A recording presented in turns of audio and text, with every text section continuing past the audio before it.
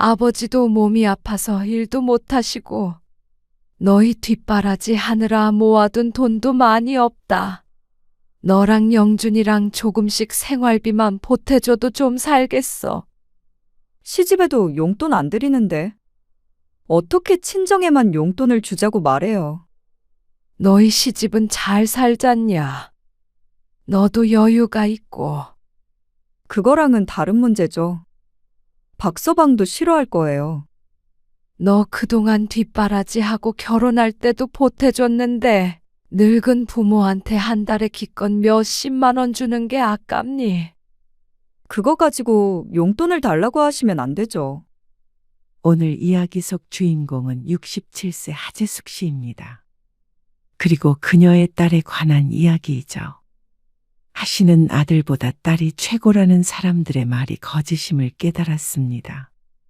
딸도 딸 나름이었고 아들보다도 부모 생각을 안 하는 딸이 있음을 알았습니다. 바로 하씨의 딸이었죠. 그렇게 열심히 뒷바라지하고 결혼할 때도 나름대로 큰 돈을 보태주었는데 결국 부모가 나이 들어 힘들어지니까 외면해버리는 딸.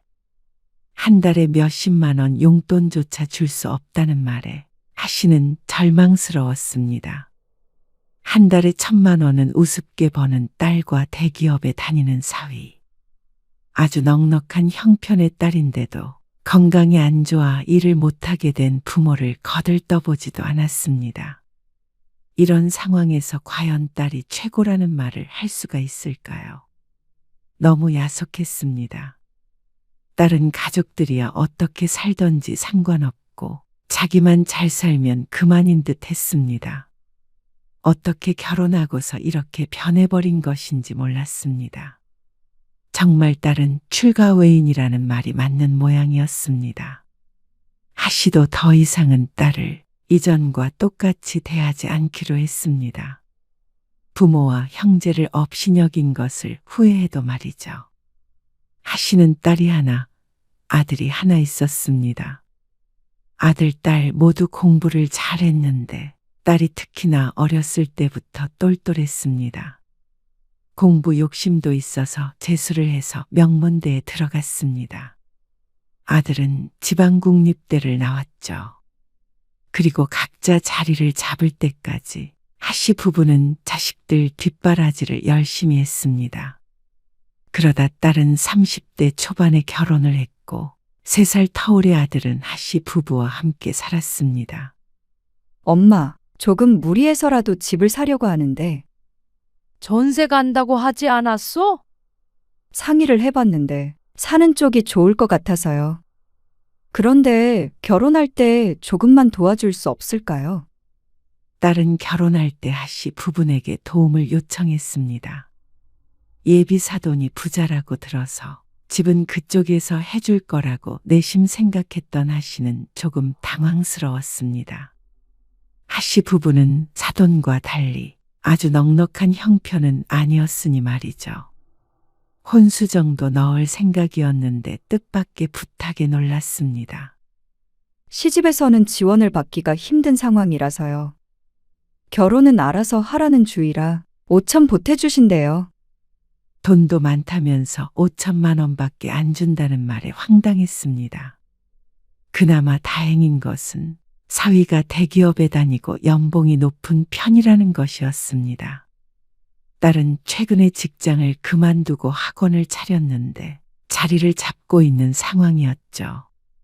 학원에 돈도 많이 들고 해서 고개 숙인 딸 때문에 속상했습니다. 딸이 시집 잘 간다고 어깨에 힘 좀 주고 다녔었는데 속 빈 강정인 것 같았습니다. 우리도 많이는 못 주고 5천은 똑같이 보태줄게. 그러자 딸은 그거라도 감사하다고 했습니다. 사돈네는 강남에 산다고 그러던데 5천만 원의 무게는 달랐습니다. 하씨로서는 무리했다고 볼 수도 있었죠. 딸은 결혼 후에 연락이 뜸해졌습니다. 바쁜 것은 알고 있었지만 조금 서운했죠. 이번 추석에 안 올 거야? 특강이 있어서. 미안해요, 엄마. 시집에도 못 가고 재석 씨만 보내요. 그래도 얼굴 좀 비추지. 멀지도 않은데. 그러면 밤에 잠깐 들를게요. 올해는 못 있고요. 그렇게 부탁 아닌 부탁을 해야 가끔 딸 얼굴을 볼 수 있었습니다. 물론 가끔 만날 때면 일이 힘든지 퀭한 얼굴이었습니다. 그렇게 해서 얼마나 큰 부자가 되려고 그래? 아들은 그런 누나에게 혀를 차며 말했습니다. 제 딴엔 그래도 걱정이 되어서 하는 소리인 것 같았습니다. 매형도 돈 잘 벌잖아. 쉬엄쉬엄 살아. 쉬엄쉬엄 살면 앞으로 애 키우고 어떻게 살겠어?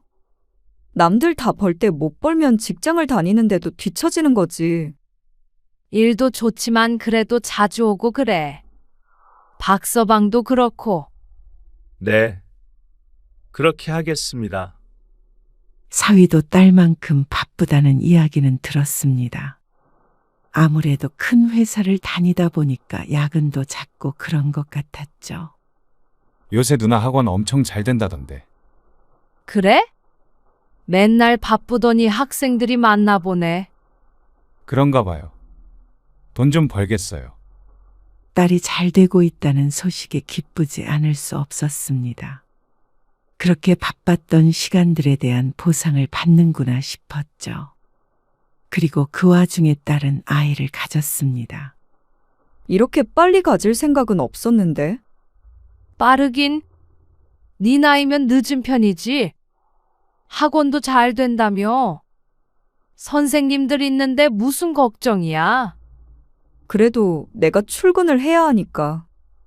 애가 우선이지. 딸이 뭐든지 스스로 잘 해낼 거라고 생각했습니다. 육아도 일도 말이죠. 하지만 아이를 낳고 몇 개월 되지 않아 딸에게서 예상치 못한 부탁을 받게 되었습니다. 어느 날 저녁 딸에게서 전화가 왔습니다. 내가 제대로 업무를 못 보니까 학원이 제대로 돌아가질 않아서. 애 봐줄 사람이 필요한데 엄마가 좀 해줄 수 없을까요? 하시는 순간 말문이 막혔습니다. 물론 하시는 손자를 무척 예뻐했습니다. 첫 손주이기 때문에 남다른 것은 있었습니다. 그래서 딸에게 시간 날 때마다 들르라고 닥달을 하기도 했습니다. 하지만 정기적으로 손자를 돌봐달라는 부탁에는 망설이게 되었습니다. 하시도 나이가 드니 예전 같지가 않았습니다. 무릎도 아팠고 여기저기 쑤셨습니다. 하고 있는 일도 있기에 그건 힘들 것 같았습니다. 아들도 마음에 걸렸고 말이죠. 승희야, 엄마가 말이지. 하시는 말을 흘렸습니다. 딸의 부탁을 단칼에 거절하기가 쉽지 않았습니다. 몸도 좋지도 않고 집에 네 동생도 챙겨줘야 하잖냐.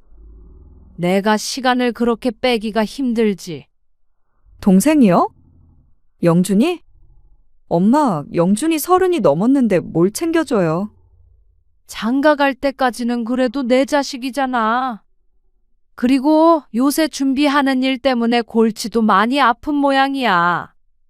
집에 내내 있는데 밥도 안 차려주고 애 봐주러 간다고 그러면 영준이도 서운하지 않겠니?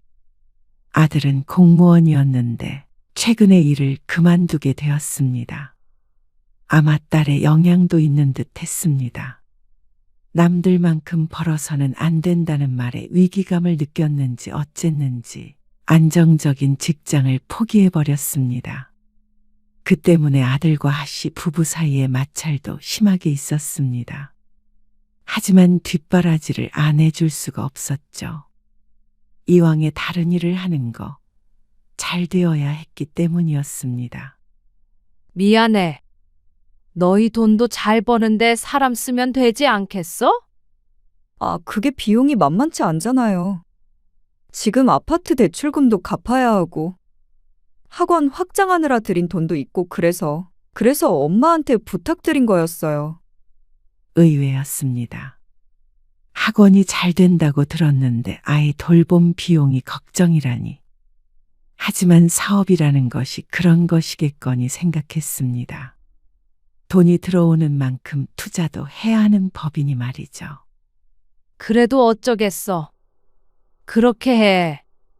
엄마도 애 봐줄 자신은 없어? 솔직히. 수화기 너머로 딸은 잠시 침묵했습니다. 어쩌면 실망한 것 같기도 했죠. 네, 알겠어요. 그렇게 할게요. 딸의 목소리는 의외로 담담했습니다. 전화를 끊고 하시는 딸의 부탁을 거절한 것이 마음에 걸렸습니다. 하지만 이해해 줄 거라고 생각했습니다. 하지만 그 후로 딸에게서 오는 연락이 좀 뜸해졌습니다. 하씨는 그것이 우연의 일치인지 아니면 자신이 손자 육아를 거절한 것과 관련이 있는 것인지 알 수 없었습니다. 하씨가 전화를 하면 평소처럼 받았으니 말이죠. 딸은 그 이후로도 승승장구했습니다. 직접 들은 건 아니지만 아들을 통해 슬쩍 들은 얘기로는 한 달에 1,000만 원, 2,000만 원은 우습게 번다는 이야기를 듣기도 했습니다. 학원도 확장했다고 하니까 그 정도는 당연히 벌겠거니 싶었습니다. 딸도 사위도 바빠서 얼굴 보기는 힘들었지만 명절이나 생일 등 때마다 좋은 선물을 들고 찾아왔습니다. 그래서 친척들에게도 기가 살았죠. 부럽네? 부러워. 뭐가 부러워? 딸이 돈 잘 버는 거지. 뭐 우리가 잘 버나. 그래도 제대로 된 딸 하나 있으면 열 아들 안 부럽대잖아. 아들은 결혼하면 며느리 남편 되지만 딸은 영원히 내 딸이야. 그래, 맞아. 요새는 그렇더라. 늙은 부모 부양하는 것도 다 딸이래. 그러니까 안 부럽고 배겨? 그런가? 돈 잘 버니까 화장품 같은 것도 좋은 걸로 사오고 그러긴 해. 겉봐. 아, 근데 아들이랑 같이 살았지? 생각해보니까 아들도 든든하겠네. 다들 맞장구를 쳤는데 아들 이야기가 나오자 하씨는 같이 웃기가 힘들었습니다. 요새 하씨의 걱정거리 중에 가장 골치 아픈 것이 아들 문제였으니 말이죠. 아들은 공무원을 그만둔 지 한참 됐는데 제대로 자리를 못 잡고 있었습니다. 처음에는 휴대폰 어플인지 뭔지 관련된 일을 한다고 해서 그러려니 했는데 1년 뒤에는 또 인터넷으로 무언가를 판다고 했습니다. 그렇게 사업 종목이 수시로 바뀌었습니다. 뭐? 돈을 달라고? 아이고 이놈아, 네가 지금 부모한테 손 벌릴 나이야? 아, 그러게 잘 다니던 직장을 왜 그만둬? 철밥통을 걷어차. 철밥통이면 뭐예요? 돈도 못 버는데. 그러는 지금은 네가 돈을 버냐? 그러다 보니까 남편도 아들과 언성을 높일 때도 있었습니다. 하지만 아들을 누구보다도 걱정하는 것이 남편이었습니다. 영준이 그놈 300만 원만 달래. 당신이 좀 넣어줘. 아들 앞에서는 큰 소리 치더니 막상 둘이 있자 한숨을 푹 내쉬면서 하씨에게 말했습니다. 결국엔 아들을 외면할 수가 없었습니다. 얼른 성공해서 결혼을 시켜야 내가 눈을 감지. 나이는 차는데 번듯한 직장도 없이 부모 집에 얹혀서 사는 아들이 안쓰러운 것 같았습니다. 그리고 그건 하씨도 마찬가지였습니다. 딸은 알아서 잘 사는 것 같은데 아들은 왜 이러는지 몰랐습니다. 그러다 너무 답답할 때면 딸이 원망스러울 때도 있었습니다. 얌전히 직장 잘 다니던 애한테 괜한 바람을 넣어서 한심한 백수를 만들어버린 것 같아서 말이죠. 아이고, 그게 승희 탓이겠어? 물론 그게 딸 탓이 아니라는 것은 알았습니다. 하지만 확실히 서운한 것은 있었습니다. 승희야, 너희 학원에 자리 하나 없어? 무슨 자리요? 무슨 자리긴 선생님 자리지. 영준이 저놈 저렇게 둬? 아, 영준이요? 그래.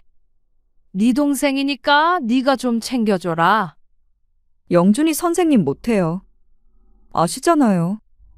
아들이 첫 사업에 실패하고 한동안 방황을 하자 딸이 선생님으로 학원에서 아르바이트를 시켜준 적이 있었습니다. 그런데 학생의 꿀밤을 때려서 2달 만에 그만두었습니다. 꿀밤 좀 때렸다고 선생님을 못해? 요새는 그런 거 안 된다고 했잖아요. 영준이도 하고 싶지 않아 하고 무엇보다 아무나 선생님 시킬 수는 없어요. 저희 학원 그렇게 운영 못해요. 가족끼리 참 매정하다고 생각했습니다. 영준이도 정신 차리고 직장 알아보라고 하세요. 더 늦기 전에. 딸 말에 틀린 부분은 없었지만 틀리지 않다고 모두 좋은 말은 아니었습니다. 하씨를 무척 속상하게 하는 말들이었습니다. 자식 중 하나가 잘 됐으니 나머지 하나도 이끌어줬으면 하는 게 부모 마음이었습니다. 그런데 딸은 조금 차가운 구석이 있긴 했습니다. 부모로서는 보기에 유쾌한 것은 아니었습니다. 안마의자 하나 사야 할 것 같아. 여기저기 쑤시고 그러네. 어느 날 남편이 말했습니다. 그리고 하씨는 손뼉을 쳤습니다. 나도 허리 아파서 하나 있었으면 했는데 홈쇼핑에서 하나 사야겠네. 사실 안마의자 얘기가 나와서 하는 말이었지만 이것도 딸에게 섭섭했습니다. 지난번에 전화통화를 하다가 안마의자 얘기가 나온 적이 있었습니다. 모임 때문에 어느 집에 갔다가 비싼 안마의자라고 해서 한번 해봤는데 그게 그렇게 시원할 수가 없었습니다. 그래서 딸에게 슬쩍 말을 꺼냈더니 사달라고 하지도 않았는데 거절당한 일이 있었습니다. 물론 하씨도 잘한 것은 없었습니다. 지난번에 안마의자 사시라고 드린 용돈 그걸로 영준이 주셨죠? 그거는 그때 급하다고 그래가지고 어쩔 수가 없었지. 그런데 또 안마의자 얘기하시는 이유가 뭐예요? 또 달라고 그러는 건 아니죠? 아니야. 그냥 해본 소리야. 누가 사달래니? 영준이한테 생활비 어느 정도 내라고 하세요. 그 정도로 얹혀 살았으면 안마의자도 하나 놔드리라고 그러고요. 사업자라고 있다면서요, 요즘. 아들이 새로운 사업을 시작했는데 그게 그래도 돈이 조금 되는 것 같았습니다. 그래서 지난번에 그 얘기를 했더니 아들에게 안마의자를 받으라는 딸. 너랑 같냐? 영준이가 벌면 얼마나 번다고. 저번에도 통화하니까 낮에도 집에 있던데요. 그게 일이 있을 때만 있는 거라서 그렇지. 일 있을 때는 열심히 해. 저는 주말도 없이 일해요. 새벽부터. 그러니까 다르게 버는 거죠. 안마의자 얘기를 하다가 왜 이야기가 그렇게 흘러갔는지는 알 수 없었습니다. 어쨌거나 안마의자는 사주기 싫다는 말이었는데 말이죠. 그날의 일을 떠올리며 하씨는 홈쇼핑에서 안마의자를 주문했습니다. 큰 지출이었죠. 그러던 어느 날이었습니다. 남편은 퇴직 후에 경비로 일한 지 몇 년 되었는데 근무 중 갑자기 쓰러졌다는 연락을 받게 되었습니다. 하씨는 허겁지겁 택시를 잡아 병원으로 향했습니다. 응급실에 도착했을 때 남편은 침대에 누워 링거를 맞고 있었습니다. 여보, 괜찮아요? 아, 괜찮아. 별것 아니야. 하지만 남편의 얼굴은 창백했습니다. 의사는 건강에 큰 문제가 있는 것은 아니라고 했습니다. 하지만 나이가 있으니 무리하는 일은 삼가라는 말을 했습니다. 당신 일 그만둬야 하는 거 아니에요? 평소에도 근무하는 게 힘들다는 소리를 자주 했던 남편이었습니다. 그러다 이렇게 탈이 난 것 같았습니다. 나도 일을 그만두고 싶은데 우리 지금 사정이 그렇잖아. 하씨 부부의 앞으로 나오는 연금이 있었고 남편이 경비 일을 해서 버는 돈과 하씨가 간간히 식당 일을 해서 버는 돈으로 살아갔습니다. 언뜻 넉넉할 것 같지만 실상 그렇지가 않았습니다. 아들의 잦은 사업 실패로 하씨 부부는 여유가 많지 않은 상태였습니다. 아들의 사업 실패와 하씨 부부의 경제적 사정이 무슨 상관인가 싶겠지만 아주 깊은 관계가 있었죠. 엄마, 이번에는 잘 되고 있는 거 알잖아요. 알긴 뭘 알아. 마지막이라니까요. 지난번에도 그 얘기 했잖아. 엄마 아빠는 뭐 먹고 살라고 자꾸 돈을 달라고 그래. 아빠 이번에 쓰러지신 거 몰라? 이제 일도 그만둬야 한다고. 그렇다고 망하는 건 아니잖아요. 이 집도 있고 매달 들어오는 돈도 있고. 너만 아니면 당연히 괜찮지. 근데 계속 가져가면 나중에 엄마 아빠 노후는 어떻게 하라고. 지난해까지는 아들 카드값도 대줬을 정도였습니다. 연금이 200만 원 넘게 나오지만 그래도 하씨 부부 두 사람 생활비로도 빠듯했습니다. 그나마 여태까지 둘 다 일을 하고 있어서 큰 어려움 없이 살아온 것이었죠. 집으로 대출 받으면 안 되나? 대출 하나도 없잖아요. 그 소리 아빠 앞에서 했다가는 밥상 엎어진다. 아들의 큰일 날 소리에 하씨가 경고했습니다. 신용대출은 받을지언정 집을 건드리는 건 안 됐습니다. 그건 아들을 위해서도 절대 안 되는 일이었죠. 결국 남편은 일을 그만뒀습니다. 하씨가 가끔씩 하는 일도 크게 돈 되는 일은 아니었죠. 아들도 생활비 한 푼 안 내고 있으니까 세 식구 먹고 살기가 빠듯했습니다. 사업이 괜찮게 된다더니 자꾸만 투자금을 운운하는 아들 때문에 미칠 노릇이었죠. 하씨는 아들이 힘든 것을 충분히 알았습니다. 잘 해보려고 하다 보니까 그런 것이겠죠. 사업이 안 풀리면 얼마나 막막할지 그 심정은 이해가 갔습니다. 그래서 아들을 외면할 수 없었습니다. 하지만 그러다 보니 하씨의 살림살이는 점점 더 힘들어졌습니다. 거실에 덩그러니 놓여있는 안마의자가 원망스러울 지경이었습니다. 저걸 사질 말걸 하는 후회가 되면 왜 이러고 살아야 하나 싶기도 했습니다. 적금 들었던 것은 진작에 깼고 신용대출을 받기도 했습니다. 세 식구가 먹고 살아야 했고 돈도 줄줄이 샜기 때문에 어쩔 수 없는 결정이었죠. 그렇게 시간이 흐르자 천만다행으로 아들의 사업이 잘 풀리기 시작했습니다.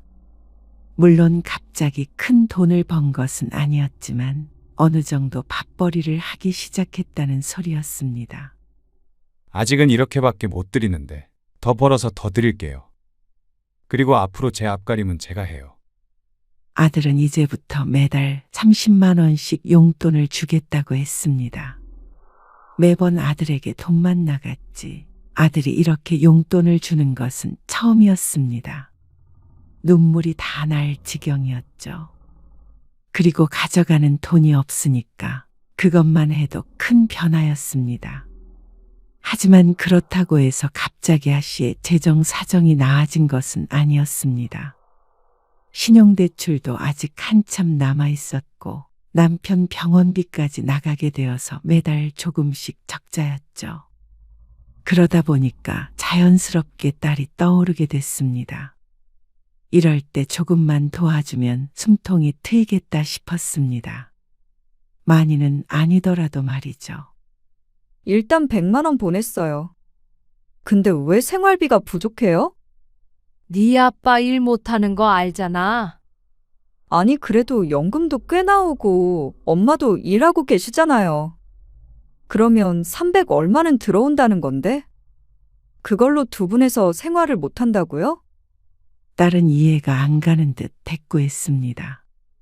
딸에게 자세한 말은 하지 않으니까 당연히 잘 모를 수밖에 없었습니다. 아들에게 돈을 그렇게 썼다고 어떻게 말을 할까요? 답답하다고 욕이나 먹지 않으면 다행이었습니다. 그리고 얼마 안 돼서 하시는 뉴스를 보다가 깜짝 놀랐습니다. 딸이 사는 지역의 아파트 가격이 크게 올랐다는 뉴스였습니다. 딸은 2년 전에 집을 늘려 이사를 했는데 그 당시에도 꽤나 가격이 나가는 집이었습니다. 그 지역 아파트가 2배 가까이 올랐다는 말에 놀라지 않을 수 없었습니다. 학원도 층수를 늘렸다고 했는데 이 정도면 크게 성공했다고 할 수 있었습니다. 하씨는 딸에게 전화를 걸었습니다. 명절에 올 거지? 가죠. 특강 있고 그런 거 아니야? 저는 안 해요. 그래, 지금은 어디야? 지금 외식하러 나왔어요. 셋이 그래? 박서방 이번에 승진하게 됐거든요. 딸의 기분이 좋아 보였습니다. 그리고 딸의 말에 하씨도 무척 기뻤죠. 딸이 잘 사는 것 같아서 안심이 되기도 했고 어쩐지 든든하기도 했습니다. 그래. 추석 때 보자, 그러면. 그리고 추석이 되기를 손꼽아 기다렸습니다. 너는 결혼 안 해? 추석 때 방문한 딸이 아들에게 물었습니다. 그러자 아들이 심드렁하게 대꾸했습니다. 하지, 왜 안 해? 여자친구는 있고. 아이소. 신경 쓰지 마. 최근에 외박이 잦은 아들이 누군가 만나고 있다는 사실은 알고 있었습니다. 결혼을 할 나이가 지난 것 같아서 하씨 부부는 아들에게 전혀 참견하지 않았습니다. 얼른 사고라도 쳐서 결혼하길 바라는 마음이 컸으니 말이죠. 요새 영준이가 용돈도 줘. 그럼 당연히 드려야죠. 그동안 얹혀 산 게 있는데. 30 중반이 넘게 같이 살고 있다 보니까 딸의 눈엔 남동생이 한심한 것 같았습니다. 혹시라도 아들이 기가 죽을까봐 걱정이었습니다. 사위는 그렇게나 잘 나간다는데 아들과 비교가 많이 됐기 때문이었습니다. 이번 사업은 잘 돼. 근데 자꾸 무슨 돈이 있어서 사업하는 거야? 모아둔 돈이 그렇게 많았어. 아내가 알아서 해. 그런데 아들이 그 순간 하씨 부부를 힐끔 쳐다보았습니다. 그리고 그 눈짓을 지나치지 않은 딸이 인상을 구겼습니다. 설마 엄마 아빠한테 손 벌렸어? 남이사. 아들은 기분이 상했는지 자리에서 일어났습니다. 그러더니 친구를 좀 만나고 오겠다며 집을 나섰습니다. 그리고 그날 밤 사위와 남편은 잠들었고 아들은 돌아오지 않은 시각 하씨는 딸과 마주 앉았습니다. 그러니까 영준이가 아직도 저 모양으로 살죠. 딸은 아들 뒷바라지 좀 그만하라며 하씨를 나무랐습니다. 근데 영준이가 용돈도 드린다면서요. 얼마나 힘든 건데요. 아빠 병원비가 그렇게 많이 나와요? 딸은 다소 걱정스러운 말투로 물었습니다. 영준이가 아직 돈을 그렇게 버니? 아직 한 달에 30만 원씩 줘. 근데 아빠가 일을 못하니까 힘드네. 아니 그러면 차라리 영준이 내보내고 이사를 하세요. 작은 집으로 간 다음에 좀 여유롭게 살면 되잖아요. 여기도 집값 많이 올랐다고 하던데. 그건 사실이었습니다. 하지만 이 집은 건드리고 싶지 않았습니다. 영준이 여자친구랑 결혼할 거 아니에요? 그러면 더 이상 같이 살지도 않잖아요. 그러면 두 분이서 충분히 살 수 있을 것 같은데? 이 집 떠날 생각 없어. 아니면 주택연금도 한번 알아보시던가요? 주택연금? 네. 꽤 많이 나올 것 같은데? 그러면 앞으로 노후는 걱정 없겠죠. 딸의 말이 맞았습니다. 하지만 틀린 것이 있었습니다. 하씨에게는 이 집을 고스란히 남겨둘 이유가 있었으니 말이죠. 그건 나중에. 천천히 할게. 미안한 부탁 좀 하자. 무슨 부탁이요? 너도 이제 우리 상황 아니까 달에 얼마씩이라도 좀 줬으면 해. 그러자 딸은 당황한 표정을 했습니다. 영준이도 30씩 주잖아. 너도 주면 충분히 생활할 수 있지. 용돈이요? 너도 30만 원, 아니 50만 원 정도 주면 네 아빠 병원비 내고도 넉넉히 살 것 같아. 딸은 이해가 안 되는 표정을 지었습니다.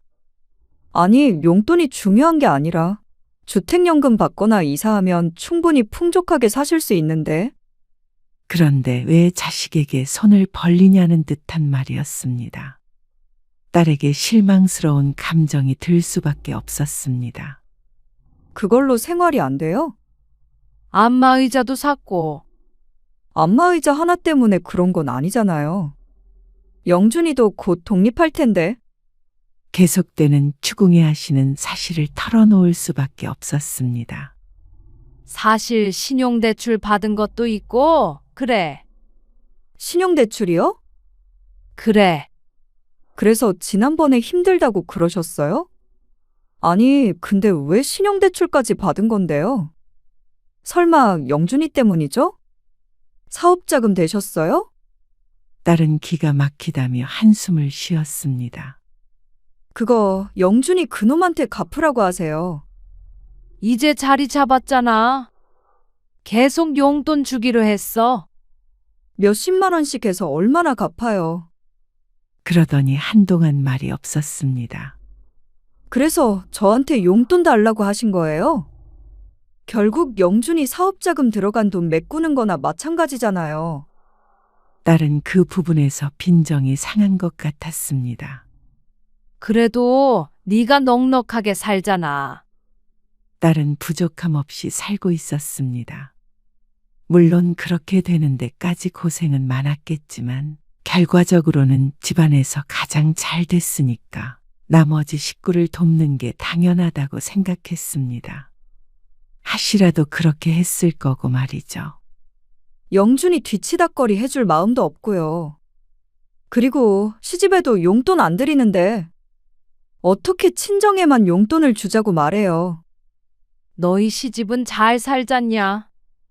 잘 살고 못 살고가 무슨 상관이에요? 양가에 똑같이 해야죠. 딸의 말에 기가 막혔습니다. 부자에게 50만 원을 주는 것과 하씨에게 50만 원을 주는 게 어떻게 같을 수 있는지 몰랐습니다. 오른 집값만 하더라도 몇 억이라는데 말이죠. 너는 뉴스 보니까 집값도 훌쩍 올랐던데. 한 달에 기껏 50만 원 주는 게 아깝니? 그러는 엄마 집도 올랐다니까요. 이 집으로 주택연금 받으세요. 그리고 그 빚은 꼭 영준이 보고 갚으라고 하시고요. 이 집은 안 된다니까. 대출도 하나도 없잖아요. 근데 왜 안 돼요? 승희야, 영준이 곧 결혼하잖냐. 근데 어떻게 집 한 채도 없이 결혼을 시켜? 뭐라고요? 당황스러운 딸의 표정. 하씨는 말을 이었습니다. 우리가 물려줄 게 집밖에 더 있냐? 지금 살고 있는 이 집을 영준이한테 주신다고요? 엄마는 그럼 나가서 살고요? 영준이한테 물어봐야겠지만 일단 명의를 바꿔주고 당분간 같이 생각이었지. 그러니까 건들면 안 된다는 거야. 딸은 기가 막히다는 듯이 탄식했습니다. 그동안 그렇게 뒷바라지 해주고 사업자금 다 대주고 신용대출까지 받으셨으면서 이 집까지 영준이 주시겠다고요? 그래서 힘드니까 저한테는 매달 용돈 달라고요? 제가 바보예요? 뭐? 무슨 말을 그렇게 해? 저는 아무것도 안 물려주고 일방적으로 희생하라는데 누가 곱게 말할 수 있겠어요? 아무것도 안 주긴? 너 그렇게 키워준 건 생각 안 하니? 제대로 공부시켰으니까 지금 그렇게 잘 나가는 거잖아. 그렇게 따지면 영준이는 더 오래 공부시켰잖아요. 그리고 결혼할 때 5천만 원도 줬잖아. 그러면 영준이도 5천만 원만 주셔야죠. 너랑 영준이랑 같아? 너는 시집도 잘 산다면서 집은 거기에다가 말을 해야지. 부잣집에 시집가서 챙길 거 못 챙긴 건 딸 본인이었는데 어째서 친정에다가 화풀이를 하는지 몰랐습니다. 그래도 무리해서 도와줬던 걸 뻔히 알면서 말이죠. 그리고 너 너무 그렇게 욕심부리고 매정하게 굴지 말어. 가치 없이 살면 모르겠는데 이 집 탐내지 않아도 될 정도로 잘 살고 있잖아. 엄마도 다 생각이 있어서 그런 거야. 아들, 딸 차별하는 게 다 생각이 있어서 그런 거라고요? 차별이라니. 집 물려받을 아들한테 용돈 달라고 그러세요. 어떻게 이렇게 부모에게 독하게 말을 하는지 몰랐습니다. 원래부터 아들보다 차가운 성격인 것은 알았지만 돈 앞에서 이렇게 변할 수 있나 싶었습니다. 아들, 딸 차별하고 싶은 것이 아니었습니다. 만약에 딸이 어려운 상황이었다면 이 집을 몽땅 아들에게 주진 않았을 것이었습니다. 딸도 많이 챙겨줬겠죠. 그런데 자기 부모나 형제는 전혀 배려하지 않고 자기만 잘 살면 그만인 것 같았습니다. 그렇게 부유하게 살고 있으면서도 가족을 도울 생각은 안 드는 모양이었죠. 하시는 화를 애써 눌렀습니다. 딸한테 이런 말을 하려고 앞에 앉힌 게 아니었습니다. 딸의 도움이 없으면 이 집을 온전하게 아들에게 주지 못할 수도 있었습니다. 그래서 하시는 생각해둔 발을 입 밖으로 꺼냈습니다. 아니면 내가 준우 봐줄 테니까 한 달에 한 200씩 줄래? 준우를 봐주시겠다고요? 그래. 너 학원 바쁘고 그래서 애 볼 시간 많이 없다며. 사람 쓰지 말고 내가 봐줄게. 열심히 계산기를 두드려 본 결과였습니다. 그게 훨씬 돈이 되고 시간도 자유로울 것 같았습니다. 그러면 아들이 결혼하고 이 집을 주더라도 충분히 남편과 지낼만 했죠. 하지만 딸은 그것마저 고개를 저었습니다. 아니요. 애 봐주는 사람 이미 있고요. 없다고 하더라도 그렇게 하고 싶지 않아요. 뭐? 봐달라고 그렇게 부탁할 땐 영준이 때문에 안 된다고 하셨잖아요. 그런데 이번에는 또 영준이 때문에 봐주시겠다고요? 그리고 애도 많이 커서 엄마 도움 필요 없어요. 너는 영준이한테 무슨 억하심정이 있길래 그래? 아니면 돈 좀 버니까 부모고 가족이고 다 안 보이는 거야? 그럴 거면 너 결혼할 때 줬던 5천만 원도 도로 돌려줘. 공부시킨 돈도 다 주고. 아주 그냥 그렇게 남남처럼 살자. 그러자 딸이 뻔뻔스럽게 대꾸했습니다. 그걸 제가 왜요? 영준이는 10억짜리 아파트 봤는데 저는 왜 5천만 원도 토해내야 하는 건데요? 너? 왜 이렇게 피도 눈물도 없어? 그건 제가 엄마한테 하고 싶은 말이에요. 딸은 자고 있는 사위를 깨우더니 그 길로 바로 집으로 돌아가 버렸습니다. 길가다 뺨이라도 맞은 것 같은 기분이었습니다. 그 뒤로 딸은 연락이 없었습니다. 당연한 말이지만 하씨가 전화를 해도 받지를 않았습니다. 승희가 다시 전화하겠지. 미안하다고 하겠지. 하씨는 그렇게 생각하며 기다렸습니다. 딸과 연을 끊을 것처럼 말한 것은 자신이었습니다. 남남처럼 살자고 했죠. 하지만 그건 화가 나서 내뱉은 말이었을 뿐 정말로 그러자는 뜻은 아니었습니다. 하지만 딸에게서 연락은 오지 않았습니다. 하루가 지나고 이틀이 지나고 일주일이 지나도 전화하지 않았죠. 하씨는 몇 번이나 휴대폰을 들었다 놓았습니다. 먼저 연락하자니 자존심이 상했고 그렇다고 이대로 두자니 딸과 멀어질 것 같아서 마음이 불편했습니다. 이대로 연을 끊고 산다면 그야말로 하씨의 손해나 마찬가지였습니다. 결혼할 때까지 그동안 뒷바라지 다 해놓고 잘 되니까 연을 끊으면 말년엔 누구 덕을 보고 살아가라는 말인지 꼭 이때만을 노렸던 것 같아서 딸이 더 괘씸하기도 했습니다. 시집처럼 부자가 아니라서 무시하나 싶기도 했습니다. 하지만 그런 것 치고는 시집에서 받은 것도 없다는데 물려줄 집이 없어서 그럴지도 몰랐고 사위가 조종하는지도 몰랐죠. 머릿속이 복잡했습니다. 하씨는 결국 딸에게 전화를 걸었습니다. 승희야, 네가 이해해라. 영준이는 제대로 자리를 못 잡았잖냐. 네 동생이야. 남도 아니고. 너는 부족할 것 없는데 왜 집 한 채 때문에 이러는 거야? 반대로 우리 시어머니가 시동생한테 모든 재산 다 물려주겠다고 하고 노후는 우리더러 책임지라고 그러면 엄마는 이해하라고 하겠어요? 그 말에 하씨는 말문이 턱하고 막혔습니다. 반대로 생각해 보니까 억울하긴 했죠. 그거랑 같냐? 박서방네는 어쨌거나 아들이 둘이니까 반씩 물려받긴 할 거잖아. 그러면 그 많은 재산 다 끌어안고 살래? 적어도 상의는 하셨어야죠. 적어도 용돈을 달라고 하지는 마셨어야죠. 결국 딸과의 통화는 그게 끝이었습니다. 끝까지 자신은 잘못한 게 없고 불공평한 하씨 부부의 탓이라고 했습니다. 하씨도 답답했습니다. 조금만 욕심을 버리고 생각해보면 하씨의 판단이 옳은 거란 걸 알 텐데 말이죠. 하씨는 마음 한구석이 텅 빈 것 같았습니다.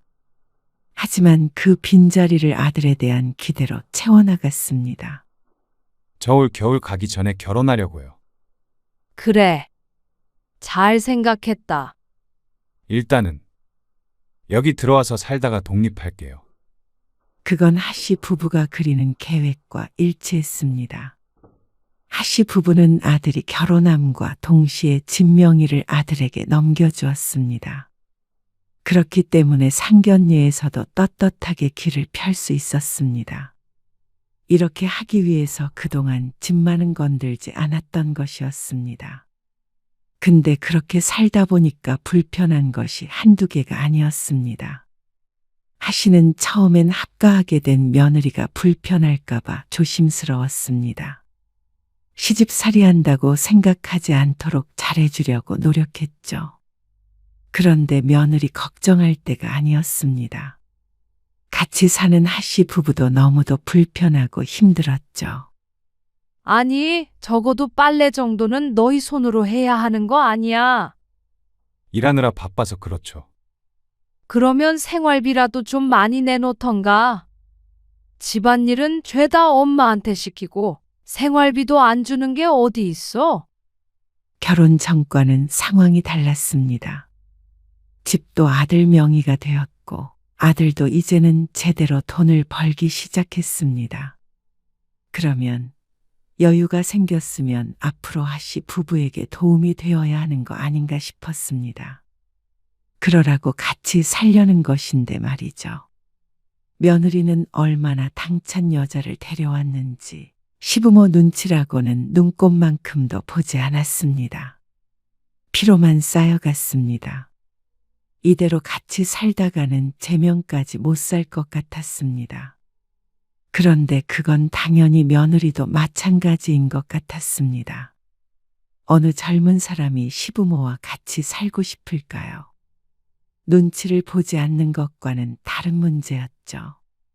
한창 때이기도 했고 이세도 생각하고 있던 아들 부부는 은근슬에 집을 나가달라는 분위기를 풍겼습니다. 저희도 둘만의 공간이 필요해요. 애가 태어나면 방도 부족할 거고. 그러면 네가 나가냐, 내가 나가냐의 문제였습니다.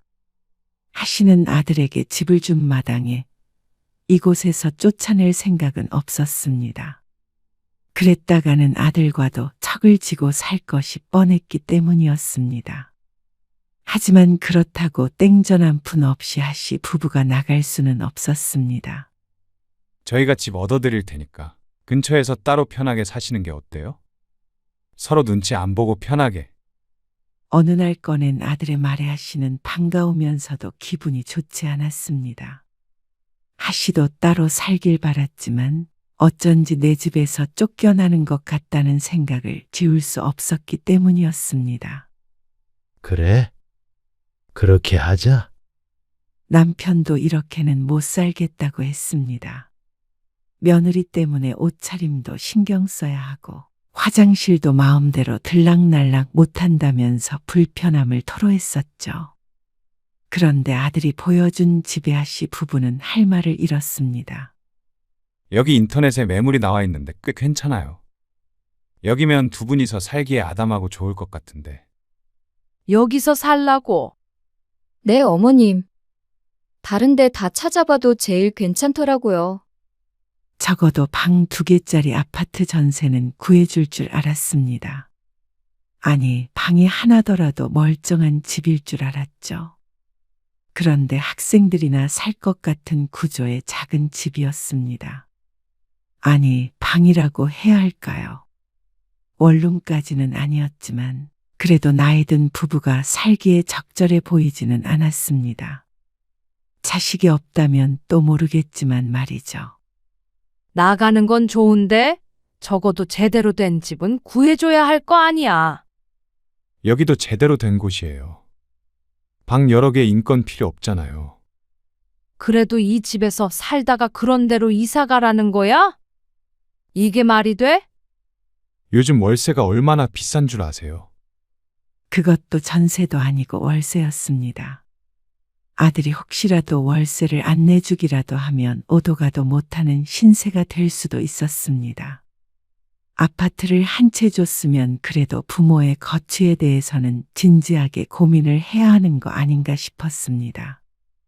이러려고 준 집은 아니었지만 적어도 최소한의 수준은 있다고 생각했습니다.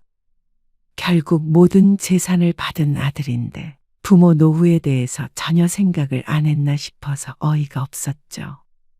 그러면 우리는 이 집에서 그냥 살아야지. 당연한 얘기였습니다.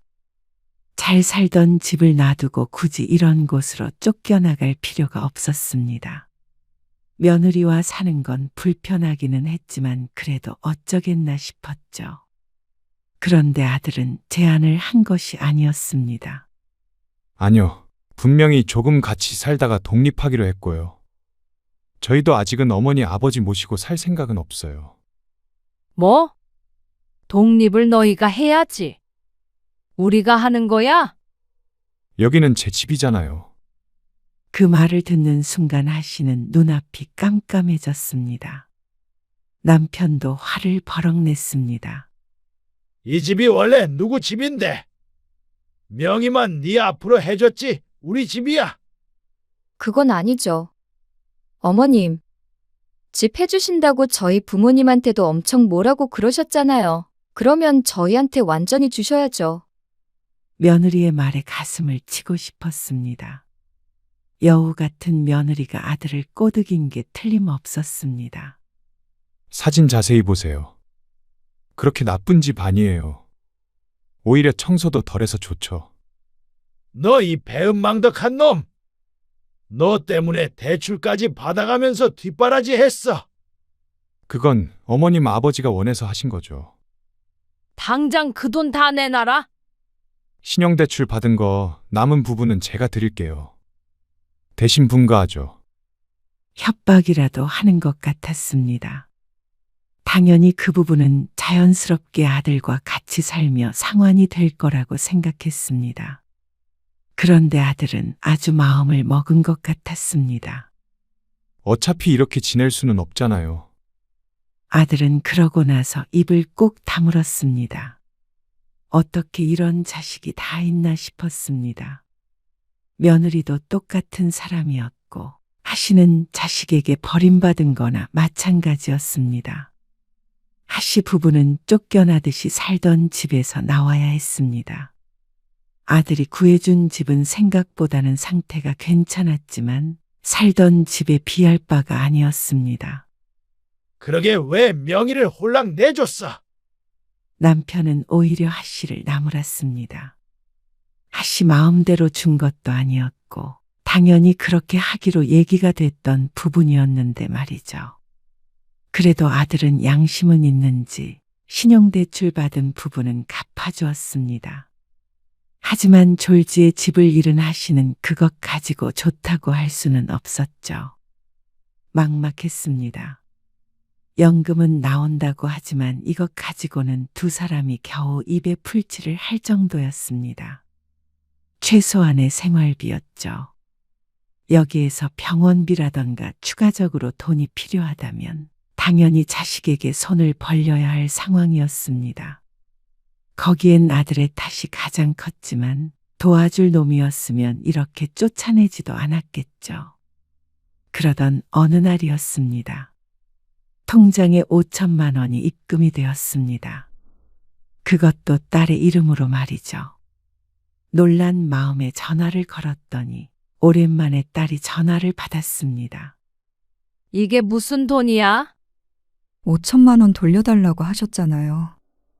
싫다더니. 영준이한테 얘기 들었어요. 그러니까 왜? 아니에요. 다시 연락하고 지내려고 드린 거 아니에요. 그냥 그거라도 돌려줘야 제 마음이 편할 것 같았어요. 당장에 급하니 고마운 마음도 있었지만 한편으로는 야속하기도 했습니다. 힘든 사정을 뻔히 알고 있었고 도와줄 여력도 충분히 되는데도 불구하고 5천만 원으로 모든 것을 끝내려는 딸에게 섭섭했습니다. 그동안 딸을 키운 것은 생각을 안 하는 모양이었습니다. 하지만 하씨는 원망하는 말을 할 수가 없었습니다. 이렇게라도 딸과의 끈을 유지해야겠다는 생각이 들었습니다. 그래, 고맙다. 너 생각날 때 전화 줘. 아빠도 많이 보고 싶어 해. 딸은 대답이 없었습니다. 하씨의 눈시울이 붉어졌습니다. 그리고 그날의 전화 이후로 딸과는 연결이 되지 않았습니다. 혹시나 하는 마음에 사위에게 전화를 걸어보았지만 마찬가지였습니다. 배은망덕한 것들, 지들 배만 부르면 그만이지. 그렇다고 아들까지 연락을 끊은 것은 아니었습니다. 종종 전화도 했고 챙겨주는 듯 보였습니다. 가끔은 용돈도 주었죠. 하지만 하씨 부부는 늘 불안해야 했습니다. 내 집도 없고 모아둔 재산도 다 날렸고 다달이 들어오는 돈으로 하루살이처럼 살아가는 심정이었습니다. 만약에 딸과 아들에게 똑같이 주었다면 어땠을까 생각해 보았습니다. 아니, 처음부터 아무에게도 주지 않고 다시 부부가 쥐고 있었다면 어땠을까 생각해 보았습니다. 아들, 딸이 서운해하기는 했을지언정 하씨 부부와 이렇게 가족도 남도 아니게 살아가지는 않았을 것 같았습니다. 하씨도 비참하지 않고 말이죠. 어디서부터 잘못된 짓 되짚으려다가 포기했습니다. 그게 다 무슨 소용인가 싶었습니다. 후회해봤자 딸은 이미 남이 되었고 아들도 크게 다르지 않게 되었으니 말이죠.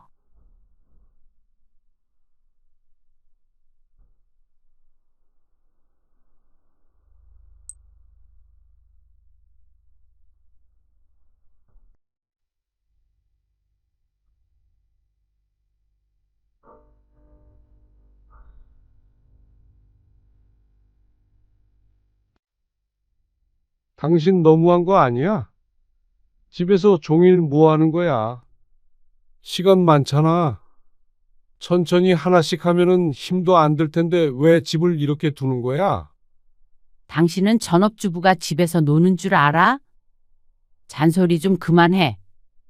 내가 알아서 한다고. 알아서 하는 게 이거야? 집도 예쁘게 꾸미고 그런다면서 책임지겠다며? 어련히 알아서 할까? 당신은 당신 일해. 잔소리 하지 말고. 알아서 한다면서 왜 매번 내가 하게 만드는 거야? 당신이 안 하면 되잖아. 안 하면 어떻게 살아? 돼지우리에서 살아? 그럴 거면 차라리 다시 회사에 나가. 오늘 이야기 속 주인공은 54세 서경식 씨입니다. 그리고 그의 아내에 관한 이야기이죠. 서 씨는 아내가 직장을 그만둘 때까지만 하더라도 삶에 이토록 큰 변화가 찾아올 거라고는 생각하지 못했습니다. 상상도 못했습니다. 멀쩡히 직장을 다닐 때는 사람도 멀쩡하더니 오히려 맞벌이를 안 하고 전업주부가 되자 아내는 돌변했습니다. 내조하겠다고 서 씨를 설득하더니 정반대의 삶을 살았습니다. 마음대로 살 자격을 얻었다는 듯이 말이죠. 직장을 때려치우고 집에서 손 하나 까딱 안 하는 아내. 가족에 관한 일에는 더욱 무관심해졌습니다. 부모님 부양 문제와 자식들 문제도 전부 외면하고 본인만을 위해 살아가고 싶다는 아내. 그런 아내를 설득하고 달래는데도 지쳤습니다. 서 씨는 이런 아내와는 더는 살 수가 없겠다 싶었습니다. 그래서 50이 넘은 나이에 큰 결심을 하게 되었습니다. 뜯어 고칠 수 없다면 떼어내야 했죠. 서 씨는 20대의 아내를 만나 결혼을 했고 슬하에 자식들을 두었습니다. 연년생인 아이들이 아주 어릴 때를 빼면 쭉 맞벌이를 했습니다. 결혼할 때 양가에서 받은 것이 없으니 평범하게 그렇게 살아갈 수밖에 없었죠. 그래도 욕심 부리지 않고 두 아이를 키우면서 알뜰하게 잘 살아갔습니다. 자연스럽게 서 씨도 아내와 집안일을 분담해서 했습니다. 아무래도 아이들 육아에 있어서는 아내가 관여하는 바가 크기 때문에 집안일은 김 씨가 좀 더 했죠. 요리를 빼면 거진 서 씨가 나서서 했습니다. 크게 불만이 없었고 아이들이 클 때까지 아내와의 불화도 없었죠. 서 씨가 아내의 변화를 처음 감지한 것은 2년 전이었습니다. 유난히 추웠던 1월 어느 저녁이었죠. 그날도 서 씨는 여느 때처럼 회사에서 야근을 마치고 집으로 돌아왔습니다. 현관문을 열자 어둠 속에 놓인 아내의 구두가 눈에 들어왔습니다. 그리고 거실에 불이 꺼져 있었습니다. 서 씨는 조심스럽게 안으로 들어가 불을 켰습니다. 소파에 앉아있던 아내가 고개를 돌렸습니다. 무슨 일 있어? 불도 안 켜고 뭐해? 의아한 서 씨의 물음에 아내는 침묵했습니다. 그러다가 힘들게 입을 뗐습니다. 그냥 회사에서 일이 좀 꼬여서. 미안한데 나 그냥 조용히 있고 싶어. 저녁 안 먹어. 아내는 그 말만 남기고 안방으로 들어가 버렸습니다. 문이 닫히는 소리가 유난히 크게 들렸습니다.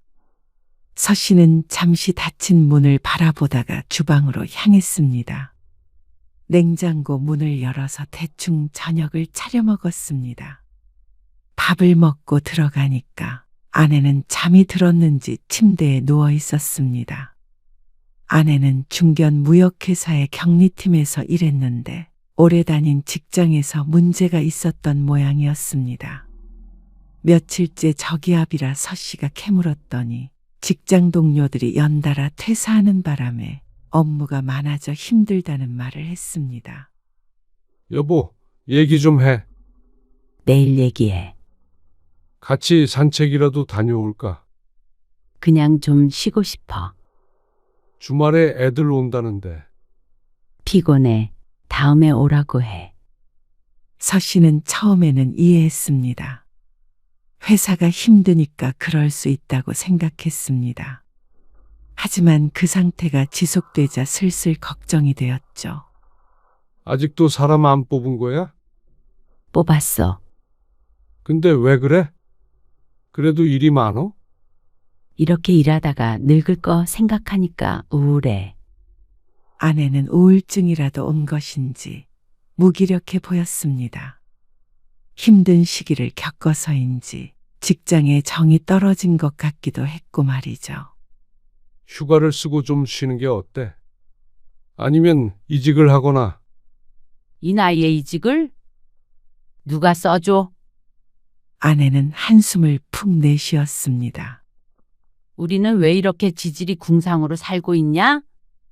아내의 푸념에 서 씨는 말이 없었습니다. 지질이 궁상이라는 말이 어쩐지 가슴이 아팠습니다. 아내가 말은 그렇게 했지만 궁상 맞다고 할 정도의 살림은 아니었습니다.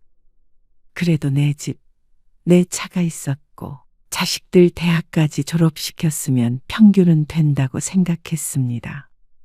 다만 이제부터 열심히 벌어서 노후 준비를 탄탄하게 하기 위해서 아끼며 살고 있는 것 뿐이었죠. 당신 좀 그러면 우리 여름 휴가에 해외여행이라도 다녀오자. 기분 전환으로. 그거 잠깐 다녀오면 뭐? 휴가 끝나고 출근 안 해? 허파에 바람만 들고 더 우울해져. 그냥 좀 신경 꺼.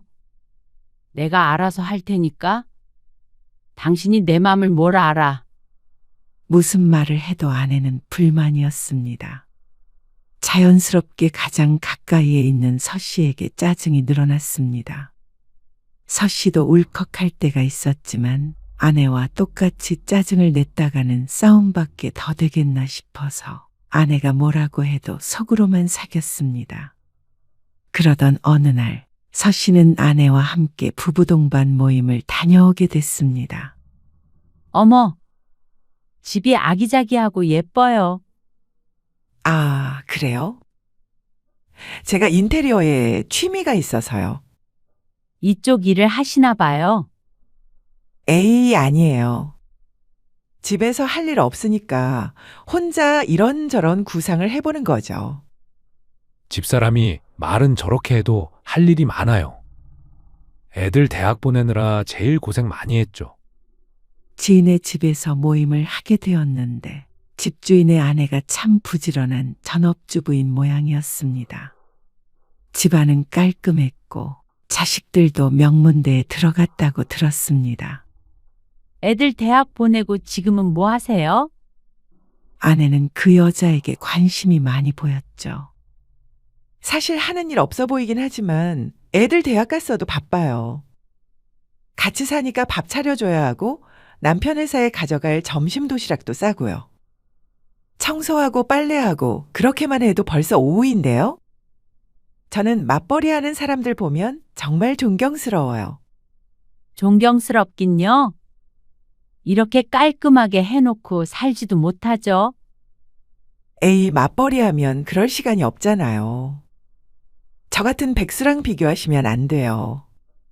분위기는 화기애애했습니다. 그런데 그날 이후로 아내의 심경의 변화가 찾아온 것 같았습니다. 출근하기 싫다고 그러더니 기분 좋아 보이네. 매일 죽상을 하고 출근하더니 근 며칠간 아내의 표정이 밝았습니다. 덩달아 서 씨도 마음이 가벼워졌습니다. 그냥 좀 생각을 바꾸면 되는 거였어. 마음을 다스릴 수 있는 방법이 생겼나 싶어서 의아하기도 했고 안심했습니다. 그런데 며칠 뒤 서 씨에게 아내가 말했습니다. 오늘 그 와이프 있잖아. 너무 행복해 보이더라. 와이프? 누구 와이프? 그 왜 지난번 모임에 아, 그 사람. 그 사람이 행복해 보였어. 그렇잖아. 아무 걱정 없어 보이던데. 그러니까 그 남편도 뭔가 안정돼 보이고 집이 딱 균형이 맞잖아. 아내가 뜬금없이 무슨 말을 하는지 얼른 알아듣지는 못했지만 더 말해보라는 듯이 서 씨는 고개를 끄덕였습니다. 내 생각엔 그게 여자가 집에 있으니까 그런 거 같아. 그러니까 집이 잘 굴러가. 남편이랑 애들 뒷바라지 하면서 자기 취미도 하고 집도 너무 깔끔하잖아. 그래? 나도 그래서 회사 그만두는 게 어떤가 싶어. 뭐 회사를? 이직하는 게 아니라? 아내가 이직을 원할 수도 있다고 생각하긴 했지만 설마 하니 그만두려고 할 줄은 몰랐습니다. 이 정도 일했으면 됐잖아. 나도 이제 좀 남들처럼 살래. 갑작스러운 말이었지만 아내는 혼자서 결심한 듯 단호한 표정을 지었습니다. 하지만 서 씨는 선뜻 그러라고 할 수가 없었습니다. 그 지인과 서 씨 부부는 사정이 달랐습니다. 지인은 남편 쪽이 사업을 했는데 꽤나 규모가 있어서 노후 걱정이 없는 부부였습니다. 하지만 서 씨 부부는 아직은 노후가 준비됐다고 볼 수가 없었습니다. 이번 달까지만 다니려고. 서 씨는 머릿속에서 여러 가지 생각이 스쳐 지나갔습니다. 두 딸의 결혼 자금, 주택담보대출, 부부의 노후 자금. 그 모든 것이 아내의 퇴사라는 단어 앞에서 흩어져 내리는 것 같았습니다. 이대로 착실히 일하면 말년에 자식에게 손 안 벌리고 잘 살 수 있을 거라고 생각했습니다. 저축도 꽤나 하고 있었고 서 씨도 월급쟁이였지만 그래도 남들보다는 좀 더 벌었으니 말이죠. 하지만 그건 아내가 함께 일했을 때 가능한 일처럼 보였습니다. 당신 힘든 건 아는데 그렇다고 갑자기 그만두기는 좀 그렇지. 무슨 일만 없다면 앞으로 그래도 10년 가까이 더 일할 수 있었습니다. 그게 아니더라도 버틸 수 있는 만큼 버틴다면 퇴직금도 그만큼 커질 테고 말이죠. 내 주위에도 일 안 하고 남편이랑 애들 뒷바라지만 하고 사는 여자들 많아. 왜 난 안 돼? 나도 그렇게 살고 싶어. 애들 뒷바라지가 더 필요해? 지금 둘 다 대학 졸업해서 독립해서 살고 있는데. 당신 내조하면 되지. 집안일도 이제 내가 다 하고. 당신 밥도 더 잘 챙겨주고. 집이 조금 더 깨끗해지거나 반찬 수가 늘어나는 것은 서 씨에겐 사실 아무 의미도 없었습니다. 그러한 대가가 아내의 월급이 사라지는 거라면 말이죠. 서 씨도 마음 같아서는 당신도 집에서 쉬어라 하고 싶었지만 현실적인 문제들이 발목을 잡았습니다. 우리 나중에 60 넘고 70 넘으면 뭐 먹고 살려고 그래. 당신이 벌잖아? 그거로 충분하겠어? 이제 와서 무슨 내조야. 애들 다 컸는데 집안일도 지금처럼 같이 하면 되잖아. 애들 걱정 없으니까 열심히 모으면. 그만둘 거라고. 아내는 서 씨의 말을 끝까지 듣지 않았습니다. 막무가내였고 아무리 설득하려고 노력해도 아내는 퇴사하겠다는 말을 반복했습니다. 당신은 나 말라 죽는 꼴 보고 싶어서 그래. 나도 좀 그렇게 남들처럼 전업주부로 살고 싶다고. 아내는 그렇게 살지 못하는 게 무능력한 서 씨의 탓인 것처럼 말했습니다. 직접적으로 말하진 않았어도 내뱉는 말 한마디 한마디가, 목소리가, 그리고 표정이 모든 걸 표현하고 있었습니다. 결국 서 씨는 아내의 고집을 꺾지 못했습니다. 그래, 그렇게 하자. 당신이 꼭 그렇게 하고 싶다면. 힘없이 중얼거리는 서 씨의 말에 아내의 목소리가 한 톤 높아졌습니다. 앞으로 당신 내조는 내가 책임질게. 아내는 사직서를 제출했습니다. 그동안 수고했어. 서 씨가 마지막으로 퇴근한 아내에게 말했습니다. 아내는 기쁜 표정으로 웃었죠. 어쩌면 서 씨는 이것이 새로운 시작이 될 수도 있다고 생각했습니다. 정말로 서 씨의 말대로 내조가 있다면 바깥일도 잘 풀릴 수도 있고 아내가 새로운 일에 관심을 가지고 제2의 인생을 살아갈 수도 있는 문제였습니다. 요즘엔 전업주부들도 집에서 재테크도 한다고 그러니 말이죠. 여보, 나왔어. 다녀왔어? 서 씨가 퇴근해서 집에 돌아오니 집에서 된장찌개 냄새가 났습니다. 보통은 일하고 돌아와 지쳐서 간단하게 차려 먹고 마는데 아내가 직장을 그만둔 이후로는 밥상이 푸짐했습니다. 집도 전체적으로 정돈된 모습이었고 말이죠. 종일 뭐 했어? 장 보고 청소하고 빨래하고. 집에 있으니까 시간이 왜 이렇게 빨리 가? 집에 아내가 있으니까 서 씨도 집에 들어올 때마다 상쾌함이 드는 것 같아서 좋았습니다. 무작정 반대만 했던 서 씨 스스로를 반성하기도 했습니다. 쓰레기 버리고 올까? 아니야. 내일 내가 천천히 버리면 돼. 덕분에 서 씨도 편했습니다. 집에 돌아오면 할 일이 많아서 제대로 쉴 시간이 없었는데 아내 덕에 집에서는 온전히 푹 쉴 수 있었으니 말이죠. 어때? 그만두길 잘했지?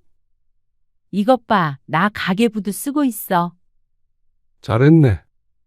서 씨는 작게 고개를 끄덕였습니다. 아내도 밝아져서 안심이 됐고, 이렇게 아내가 집에서 살림을 하면 들어오는 돈은 줄어들어도 다른 쪽으로 더 절약을 할 수 있지 않을까 싶었습니다. 사 먹는 일이 줄어들 거고, 가게 운영이 좀 더 잘 되지 않을까 생각했죠. 하지만 한 달쯤 되었는지 아니면 그보다 더 짧았을지도 몰랐습니다. 아내가 열심히 집안일을 한 것이 말이죠. 여보, 밥은 언제 먹어? 서 씨가 퇴근해서 돌아왔을 때 아내는 소파에 누워 있었습니다. 조금만 있다가 차릴게. 먼저 씻어. 오늘따라 몸이 축 처지고 세상만사가 귀찮다. 어디 아픈 거 아니야? 아니야, 1시간만 있다가 먹자. 서 씨는 씻으러 들어갔다가 나왔습니다.